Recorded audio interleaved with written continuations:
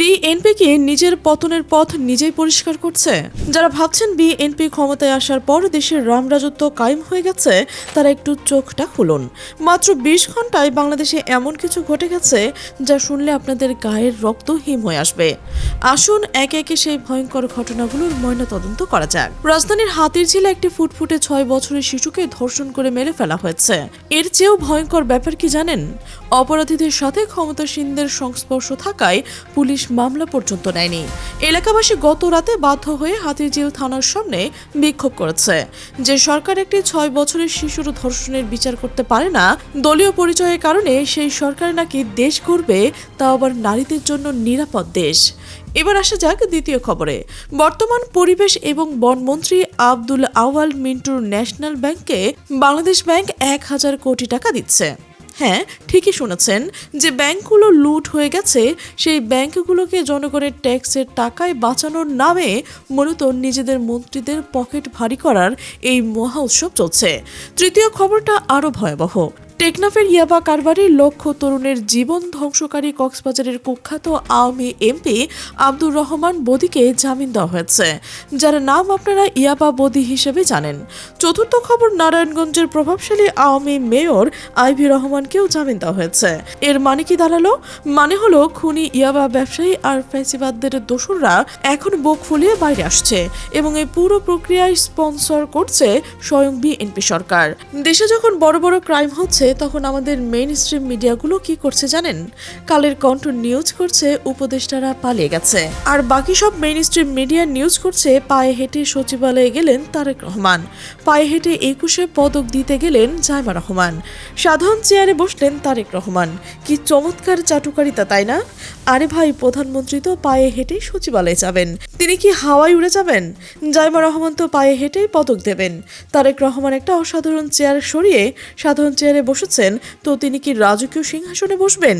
এই সস্তা লোক দেখানোর নিউজগুলো দিয়ে মিডিয়া আসলে হাতিরঝিলের ধর্ষণ, মিন্টুর হাজার হাজার কোটি টাকার লুট এবং খুনিদের জামিন পাওয়ার মূল ঘটনাগুলোকেই আড়াল করার চেষ্টা করছে।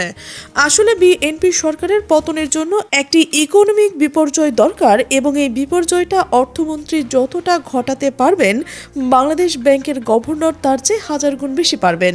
মিন্টুর ন্যাশনাল ব্যাংকে ১,০০০ কোটি টাকা দেওয়ার ঘটনাটি তার জলযন্ত্র প্রমাণ। ব্যাংক খাতে দেউলিয়াত্বটা এখন পথ দ্রুত ঘটবে। ডক্টর ইউনূসের অন্তর্বর্তীকালীন সরকার তাদের আমলে এই ব্যাপারটা ধামাচাপা দিয়ে রেখেছিল, কিন্তু এখন এটি লুটপাটে ওপেন হয়ে গেছে। রাজনীতি বিশ্লেষক খবির এহসান ৪ দলীয় জোটের বিপর্যয়কে খুব নিবিড়ভাবে স্টাডি করছেন, এবং তিনি বলছেন সেই সময়কার মতোই এমন অনেক কিছু করা হচ্ছে যা খুব দ্রুত বিএনপির আরও একটি বড় বিপর্যয় ডেকে আনবে। বিএনপি যে আওয়ামী লীগকে পুনর্বাসিত করছে, তার পরিণতি কি হবে জানেন? আওয়ামী লীগ পুনর্বাসিত হওয়ার পর তারা চাইলেই তো আর বিএনপিকে ক্ষমতা থেকে ফেলে দিতে পারবে না, কারণ তাদের সেই শক্তি এখন নেই। এজন্য দরকার হবে এমন একটা পরিস্থিতি তৈরি করা যেন আওয়ামী লীগের পাশাপাশি জামাত ইসলাম এবং এনসিপি বা জাতীয় নাগরিক পার্টিও রাজপথে আন্দোলনে সামিল হয় এবং সরকার পতন ঘটায়। আর এই সম্মিলিত আন্দোলনটা তখন হবে যখন দেশে একটা বিশাল পলিসিগত বিপর্যয় বা ইকোনমিক কলাপস করবে। যখন মানুষের পেটে ভাত থাকবে না, তখন আর কোনো ডান বাম পন্থার হিসাব থাকবে না, এবং সবাই মিলে এই সরকারের পতন ঘটাবে। খবির এহসান অত্যন্ত সহজ একটি হিসাব মিলে দিয়েছেন। এভাবে ভাবুন, একদিকে বিদেশি লোন পরিশোধের পাহাড় সমচাপ, অন্যদিকে ব্যাংকগুলোর দেউলিয়াত্ব এবং বাজারে ব্যবসায়ীদের সিন্ডিকেটের লাগামহীন উত্থান। এই তিনটার যখন একসাথে বিস্ফোরণ ঘটবে, তখন কত দ্রুত কি ঘটে যায় তা বিএনপি সরকার টেরও পাবে না। আর এর মধ্যে সবচেয়ে বড় ফ্যাক্ট হলো চীন। এই ইকোনমিক ক্রাইসিসের সময় চীন আমাদের পয়সা দেয় কিনা, মানে লোন দেয় কিনা, সেটিও খুব গভীরভাবে দেখতে হবে। মনে রাখতে হবে, চীনের টাকা পয়সা না দেওয়া, লোন না দেওয়া কিন্তু শেখ হাসিনার শেষ সময়ে অর্থনৈতিক বিপর্যয় ঘটে এবং তার পতন ত্বরান্বিত হয়। যদি চীন মুখ ফিরে নেয় এই সরকারের সময়, তবে এই সরকারের পতন ঠেকানো আর কোনো উপায় থাকবে না। দেশের অনেক শীর্ষ বিশ্লেষক বলছে যে বিএনপি সরকার 2 বছরের বেশি টিকবে না। বিএনপি আসলে নিজেরাও 2 বছরের বেশি ক্ষমতায় থাকতে চায় চায় না।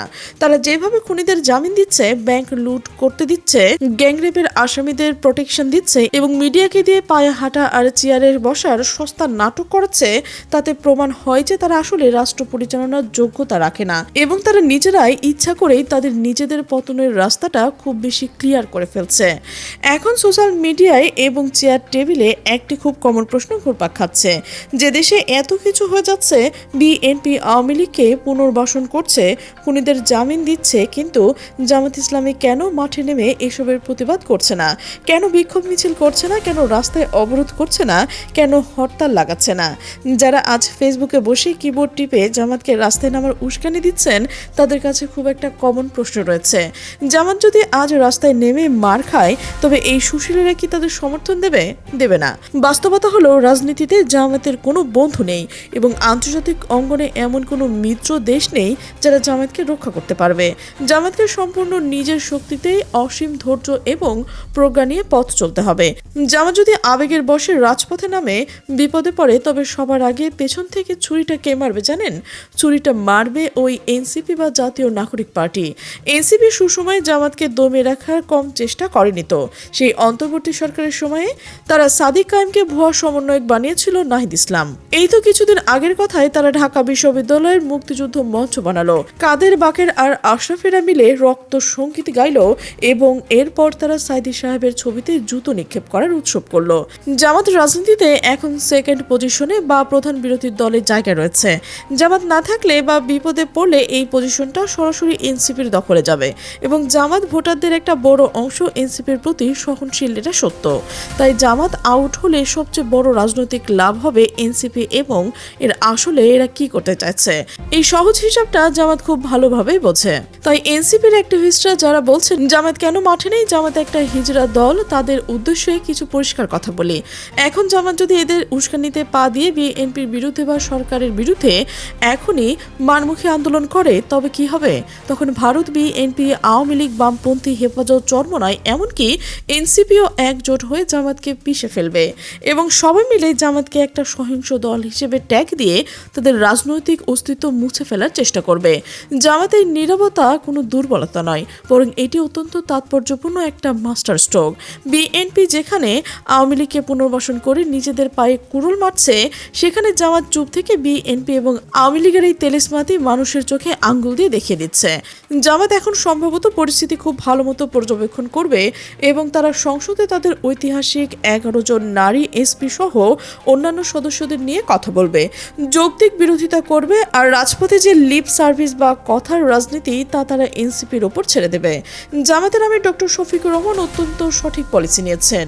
এই মুহূর্তে তাদের উচিত বিএনপির সাথে সংঘাত এড়িয়ে নীরবে তৃণমূলে বেশি বেশি কাজ করা এবং নিজেদের ভোট ব্যাংক শক্ত করা এবং সামনের নির্বাচনে সেটা হোক 2 বছর কিংবা 1 বছর কিংবা 5 বছর, সেখানে যেন কোনো ধরনের ইঞ্জিনিয়ারিং না হয় সেটা ঠেকিয়ে দেওয়ার চিন্তা ভাবনা করা।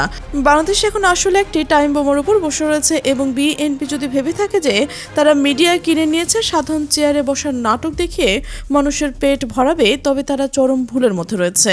যখন জিনিসপত্রের দাম আগুন লাগবে, তখন এই দেশের সাধারণ মানুষ, ছাত্র, জামাত, এনসিপি, শিবির সবাই এক হয়ে এই সরকারের পতন ঘটাবে।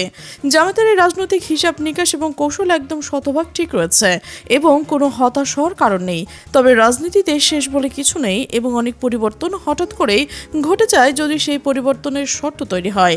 যখন দেশের অর্থনৈতিক বিপর্যয় চরম আকার ধারণ করবে, যখন সাধারণ মানুষের পিঠ দেয়ালে ঠেকে যাবে, তখন জামাত ঠিকই সময় মতো রাজপথে এসে নেতৃত্ব দেবে। ঠিক 5ই আগস্টে যেমন জামাত শিবির দিয়েছিল, তারা আগেই উস্কানিতে পা দিয়ে নিজেদের রক্ত ছড়ানোর কোনো মানে হয় না।